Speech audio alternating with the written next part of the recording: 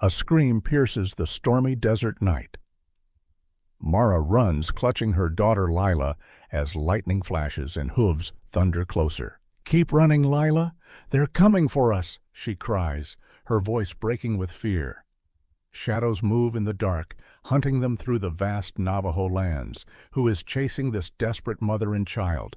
And will a stranger's choice save them or seal their fate? Stick with us to find out. Picture the 1870s, deep in the Navajo lands of the American Southwest. The desert stretches endless, with towering mesas and rugged canyons under a blazing sun. This is sacred ground to the Navajo, the Diné, a place where the earth whispers ancient stories, but it's also harsh, unforgiving, a land that tests every soul who walks it. Meet Mara, a pregnant widow with fire in her heart, but fear in her eyes. She's alone, abandoned by her husband's family after his death. By her side is Lila, her 6-year-old daughter, small but brave, her curious eyes hiding the terror of their situation. They're stranded with nothing but a crude grave marking the life they lost. Then there's Tsela, a Navajo tracker and warrior moving like a shadow across the plains. His hands are steady, but his heart carries the weight of a past tragedy, a family he couldn't save. In the Navajo camp, Kaya, a wise elder, watches over her people. She keeps their stories alive, her eyes sharp with the wisdom of generations. And out there in the dust is Rhett, Mara's ruthless brother-in-law. A cattle rancher with a cold heart, he wants Lila for himself to claim an inheritance that's not his. Mara's world crumbled when her husband James died in a ranching accident. Rhett, his brother, blamed her, refusing to help. He left Mara and Lila in the desert, certain they'd never survive. But Mara's not ready to give up. Desperate to protect Lila, she stumbles into Navajo territory, unaware of the dangers waiting, or Rhett's plan to hunt them down. The Navajo, the Diné, know this land better than anyone. They've endured the long walk, a brutal forced march that tested their spirit, yet they rebuilt their bond with the earth unbroken. They're wary of outsiders, and for good reason. Trust is hard-earned here. Picture Mara and Lila alone by James's grave, the wind howling around them. Rhett rides away, his smirk cruel, leaving them to the mercy of the desert. The sun beats down and the vast plains offer no shelter. Mara had lost everything. But in the land of the Navajo, where the earth speaks and spirits guide her, fight was just beginning. The desert is a cruel teacher. Mara and Lila are learning its lessons the hard way. Each day is a battle to find food, scraping roots from the dry earth with blistered hands. Mara's pregnancy weighs her down, every step heavier than the last, her body begging for rest she can't afford. Lila, only 6, tries to be brave, but her eyes widen with fear. When the sun sets, coyotes howl in the distance, their cries sharp and haunting, circling closer in the dark. Mara pulls her daughter close, whispering promises she's not sure she can keep. "We'll be okay," she says, but the desert seems to laugh at her words. Night after night they huddle under a thin blanket, the stars above cold and distant. Mara's stomach growls, her throat parched from sips of water. Too scarce to share, Lila's small hands clutch her mother's dress, her voice trembling. "Mama, are we going to die?" The question cuts Mara deeper than the thorns tearing at her skirts. She forces a smile, brushing Lila's hair from her face. "Not if I can help it," she says, but doubt gnaws at her. The land is vast, unforgiving, and they are so very alone.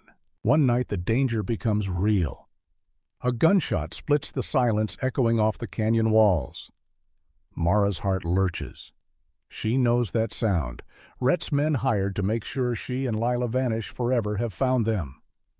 Another shot rings out closer, now followed by rough shouts. Mara grabs Lila, her pulse racing, and runs. The ground is treacherous, rocks slipping under her feet, her pregnant belly slowing her down. Lila stumbles, her small legs struggling to keep up. "Mama, they're coming." She cries, her voice sharp with panic. Mara doesn't look back, but she hears the hooves, the men's cruel laughter growing louder. They're being hunted. Out of the darkness, a figure emerges, moving with the grace of the wind. Tsela, a Navajo warrior, patrols the sacred lands of his people.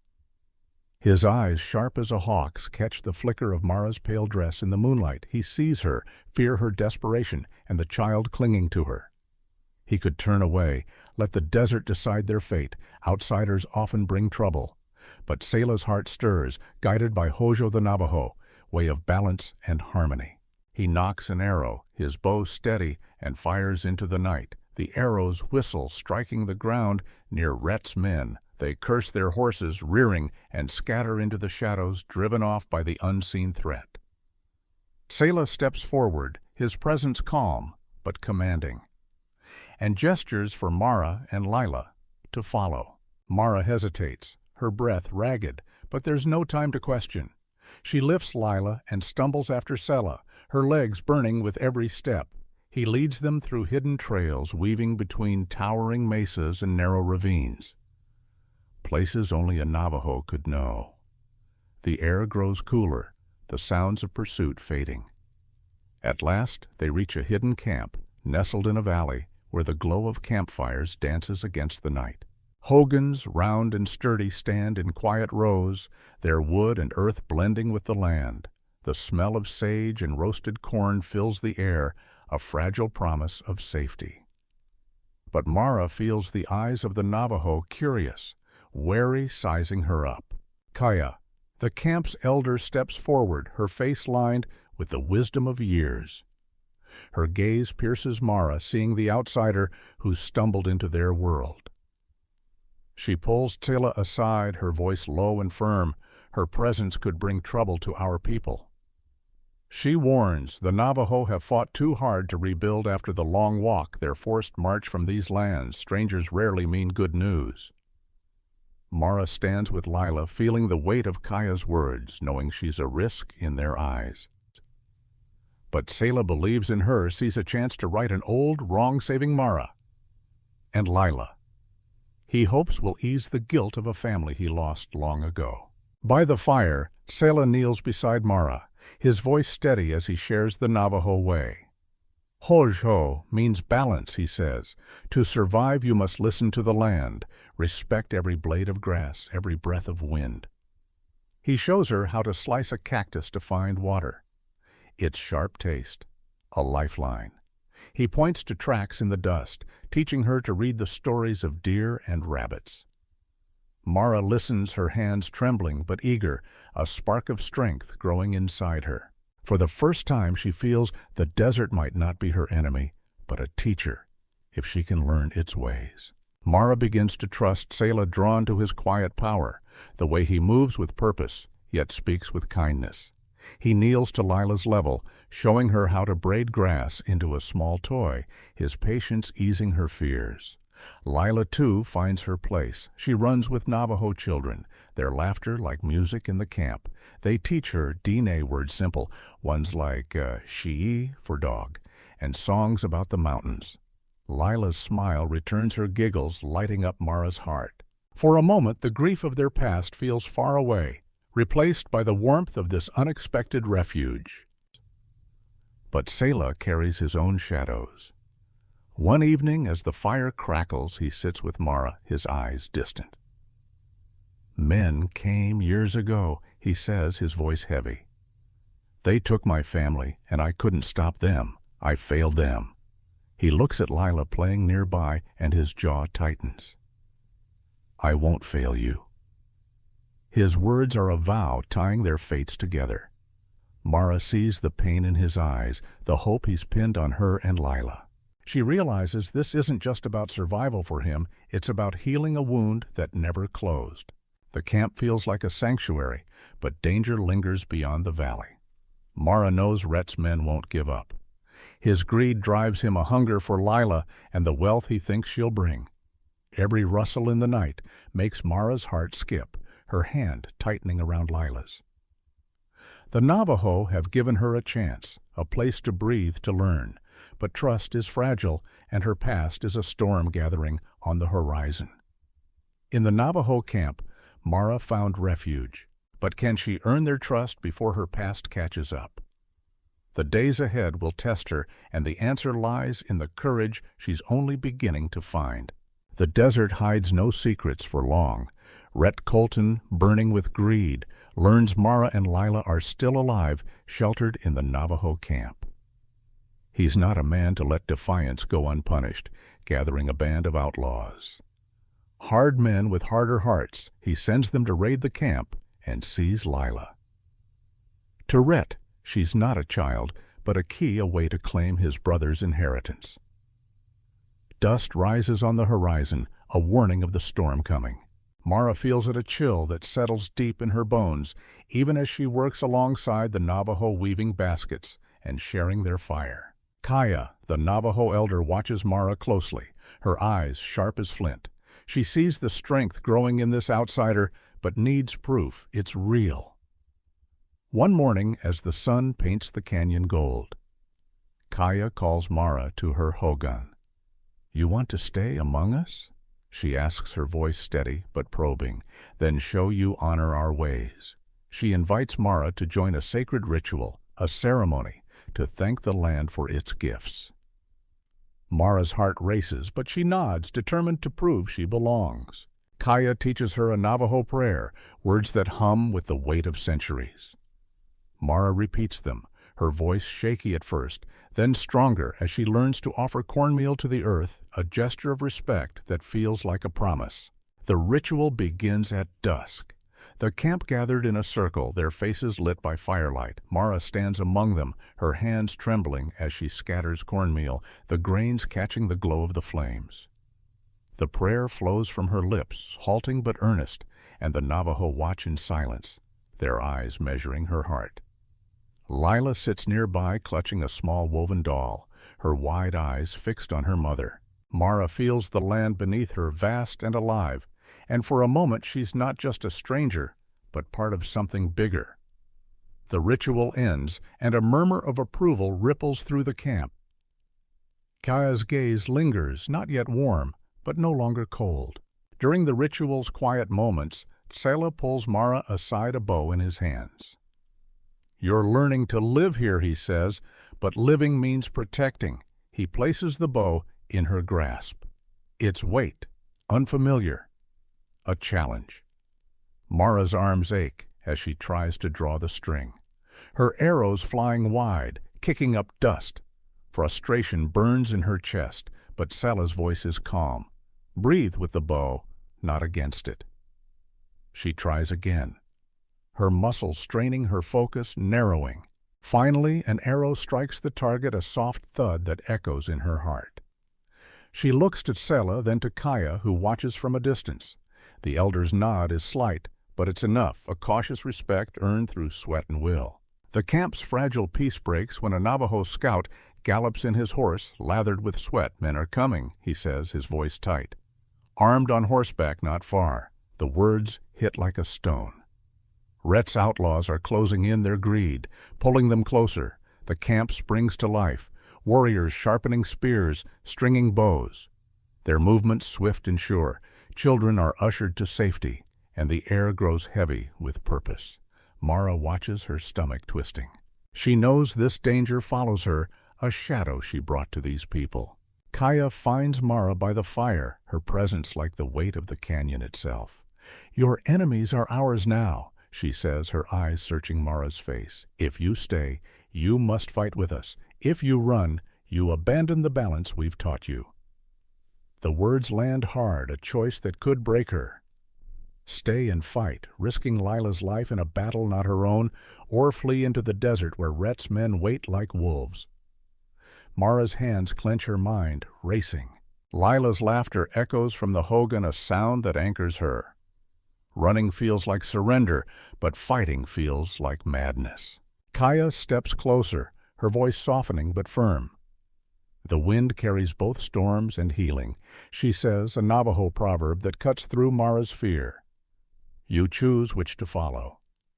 The words linger, a call to courage, to trust the path she's begun.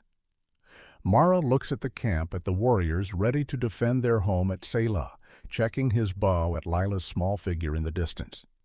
The Navajo have given her more than shelter. They've given her strength a chance to be more than a victim. But the cost of staying might be everything. Imagine Mara's trembling hands scattering cornmeal, her voice rising with the prayer binding her to the land. See her standing in the dust, bow drawn her arrow, finally striking true. Watch the Navajo warriors, spears. Gleaming faces set for battle, and out there against a sunset, streaked with fire. Rhett's silhouette, a menace drawing near, Mara stands at a crossroads. Will she fight for her place among the Navajo, or lose everything to the man who wants her dead? The choice is hers, and the desert waits for her answer. The first light of dawn breaks over the Navajo camp, but it brings no peace. A low rumble grows the thunder of hooves shaking the earth. Rhett's outlaws charge in their eyes, wild with greed, their torches sparking as they set fire to hogans. Flames leap high, swallowing the wooden homes in crackling fury. Gunshots rip through the air, bullets kicking up dust and splintering wood. The camp becomes a battlefield, chaos swirling like the smoke. But the Navajo are ready. They melt into the canyon's shadows, using its twists and turns to outsmart their enemies. Arrows fly silent and deadly, striking from angles the outlaws never see coming. The warriors fight with a fierce grace, their movements honed by years of living with the land. Mara stands at the edge of the camp, her bow gripped tight, Lila huddled behind her. Her heart pounds, but her hands are steady, the lessons from Tsela etched into her muscles. Smoke stings her eyes, and the cries of battle fill her ears, but she's no longer the woman who ran in fear. An outlaw breaks through the chaos, his knife raised, charging toward a Navajo child frozen in terror. Mara doesn't think. She draws her bow, the string taut, and releases. The arrow finds its mark, burying deep in the outlaw's shoulder. He collapses the child, scrambling to safety. Mara's breath catches her hands trembling from the weight of what she's done. Across the camp, Kaya sees it all, her stern face breaking into a nod of approval. Mara's not just an outsider anymore. She's proven her loyalty in the heat of battle. In the heart of the fight, Tsela moves like a storm, his bow singing as he fells one outlaw after another. Then he sees Rhett, his broad frame cutting through the smoke, his eyes locked on Lila. "You belong to me," Rhett snarls, lunging toward the girl. Lila shrieks, stumbling back, but Tsela is there, stepping between them, his presence a wall of defiance. The two men lock eyes, the air crackling with tension. Rhett pulls his pistol, his lips curling in a sneer. "Step aside or you're dead," he says. Tsela doesn't flinch. "You'll have to kill me first," he replies, his voice low and unyielding. Rhett fires the bullet, tearing into Tsela's arm. Blood spills, staining the dust, but Tsela stands firm, his jaw tight with resolve. Mara, watching from a distance, feels her heart stop. Lila is in danger, and Tsela is wounded. She spots a spear lying in the dirt, its tip glinting in the firelight. Without hesitation, she grabs it, her pregnant belly slowing her but not stopping her. With a cry, she hurls the spear at Rhett. It sails wide, clattering against a rock, but it's enough to break his focus. His next shot misses the bullet, burying itself in the ground. Tsela seizes the moment, lunging forward, tackling Rhett to the dirt. The two men grapple, dust swirling around them, fists and grit in a desperate struggle. Lila, small but fierce, watches it all, her hands shaking but her eyes burning with the courage she's seen in the Navajo. She spots a rock near her feet, smooth and heavy, inspired by the warriors. Fighting around her, she scoops it up, her heart racing. "Leave my mama alone!" She shouts, her voice piercing the chaos. She throws the rock with all her strength, and it strikes Rhett's temple. He staggers, his grip loosening, a flicker of shock crossing his face. Tsela moves fast, wrenching the pistol from Rhett's hand and pinning him down. Rhett's fight drains away, his body slumping in defeat, the fire gone from his eyes. The tide turns. The Navajo warriors press forward, their arrows and spears relentless. The outlaws, seeing their leader broken, falter. One by one, they turn and flee their horses, galloping into the fading dawn, leaving only dust and silence behind. The camp is scarred hogans smoldering the ground, littered with the signs of battle. But the Navajo stand tall, their spirit unbroken, their faces lit by the rising sun. Tsela's actions embody Kay, the Navajo value of kinship, of treating Mara and Lila as family, risking his life to protect them as he would his own. Mara rushes to Lila, pulling her into a tight embrace, her bow forgotten in the dirt. Tsela rises, blood dripping from his arm, but his eyes are steady, a quiet pride in them. The camp gathers warriors, checking on the wounded elders, calming the children. Mara looks around, seeing the cost of the fight, but also the strength that held them together. In the fire of battle, Mara and the Navajo fought as one. But would their victory come at a cost? The answer lies in the stillness that follows, in the bonds forged in blood and courage, and in the future they'll build from the ashes. The Navajo camp rises from the ashes of battle. The air no longer chokes with smoke, replaced by the scent of fresh-cut wood and sage. Hogans scarred, but standing, are patched with care, their rounded shapes whole again. Mara works alongside the Navajo, her hands calloused from hammering and weaving her pregnant belly, no longer a burden, but a reminder of life enduring. She moves among the wounded, wrapping bandages, offering water, her touch steady and kind. Children run past their laughter, a soft promise of healing. The camp is alive, its heartbeat strong, and Mara feels it in her own chest, a rhythm she's come to know. Kaya the elder watches Mara with new eyes. The skepticism that once hardened her gaze has softened, replaced by respect. One evening, as the sun dips below the canyon's edge, Kaya calls Mara to her side. "You fought for us," she says, her voice warm, carrying the weight of truth. "You faced the storm and stood tall. You and Lila belong here with us always."